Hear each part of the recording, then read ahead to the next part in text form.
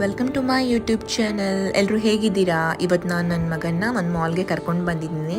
Because ಅವನಿಗೆ ಆಡೋದಕ್ಕೆ ಅಂತ ಟೈಮ್ ಝೋನ್ ಇದೆ ಅಲ್ಲಿ, ಸೊ ಅಲ್ಲಿ ಕರ್ಕೊಂಡು ಬಂದಿದ್ದೀನಿ.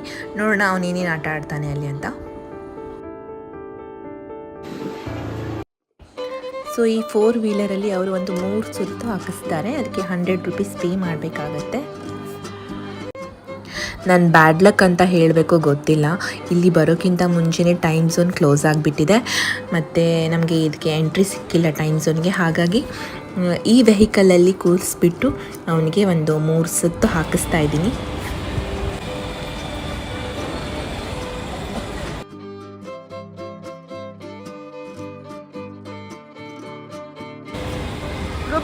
ಗುಬ್ಬಿ ಮುಖದಲ್ಲಿ ಖುಷಿನೋ ಖುಷಿ, ತುಂಬ ಎಂಜಾಯ್ ಮಾಡ್ತಾ ಇದ್ದಾನೆ. ನೋಡಿ, ಇದು ಇನ್ನೊಂದು ವೆಹಿಕಲ್ ಅದೇ ಥರ ಇದೆ. ಇದರಲ್ಲೂ ಕೂಡ 3 ರೌಂಡ್ಸ್ ಹೋಗ್ತಾ ಇದ್ದಾನೆ. ಇದೆಲ್ಲ ನೋಡ್ತಾ ಇದ್ದರೆ ನನಗೆ ನನ್ನ ಚೈಲ್ಡ್ಹುಡ್ ನೆನಪಾಗ್ತಾ ಇದೆ.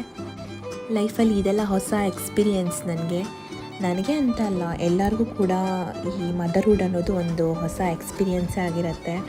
ಅವರು ಮಗುನ ಕರ್ಕೊಂಡೋಗಿ ಮಗುನ ಆಟ ಆಡಿಸೋದ್ರ ಜೊತೆಗೆ ತಮ್ಮ ಲೈಫ್ನೂ ಎಲ್ಲೋ ಒಂದು ಕಡೆ ರಿವೈಂಡ್ ಮಾಡಿ ನೋಡ್ಕೊಂಡು ಹಾಗಾಗತ್ತೆ.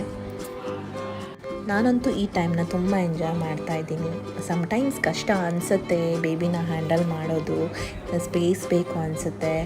ಓಕೆ, ಇಂಡಿಪೆಂಡೆಂಟಾಗಿ ಹೋಗೋಕ್ಕಾಗಲ್ಲ ಅನ್ನೋ ಫೀಲು ಇರುತ್ತೆ. But at the same time okay, ಒಂದು ಮಗು ಜೊತೆಗೆ ಟೈಮ್ ಸ್ಪೆಂಡ್ ಮಾಡೋದು, ಮಗುನ ನೋಡ್ಕೊಳ್ಳೋದು ಕೂಡ ನಮ್ಮ ಜೊತೆಗೆ ಯಾರೋ ಪ್ರತಿ ಮೊಮೆಂಟು ನಮ್ಮ ಜೊತೆಗೆ ಇರ್ತಾರೆ ಅನ್ನೋ ಒಂದು ಫೀಲಿಂಗ್ ಕೊಡುತ್ತೆ. So it's nice actually. So ಮಾಲಿಂದ ಸೀದಾ ಇಲ್ಲಿ ಬಿರಿಯಾನಿ ತಿನ್ನೋದಕ್ಕಂತ ಇವಾಗ ಬಂದ್ವಿ.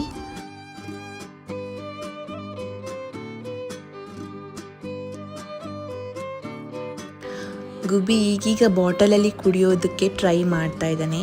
ಮುಂಚೆಲ್ಲ ಗ್ಲಾಸಲ್ಲಿ ಕುಡಿಸ್ತಾ ಇದ್ದೆ, ಈಗ ಬಾಟಲಲ್ಲಿ ಕುಡಿತಾನೆ. ಹಾಗೆ ಅವನ ತುಂಟಾಟಗಳು ಇದ್ದೇ ಇರುತ್ತೆ ನೋಡಿ. ಇದರಲ್ಲಿ ಕ್ಯಾಪಲ್ಲಿ ಕುಡಿಯೋದು ಸೊ ಇದೆಲ್ಲ ಕಂಟಿನ್ಯೂ ಇರುತ್ತೆ. ಹೊಸ ಹೊಸ ಇನ್ವೆನ್ಷನ್ ಅಂತೂ ಮಾಡ್ತಾನೆ ಇರ್ತಾನೆ ಗುಬ್ಬಿ.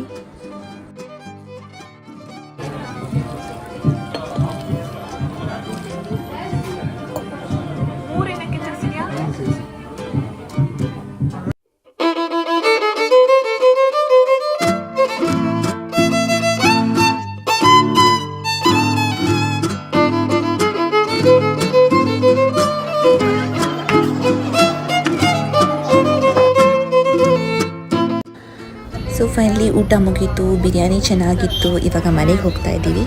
ಸೊ ನಾಳೆ ಮತ್ತೆ ಇನ್ನೊಂದು ವ್ಲಾಗ್ ಜೊತೆ ಸಿಗ್ತೀನಿ.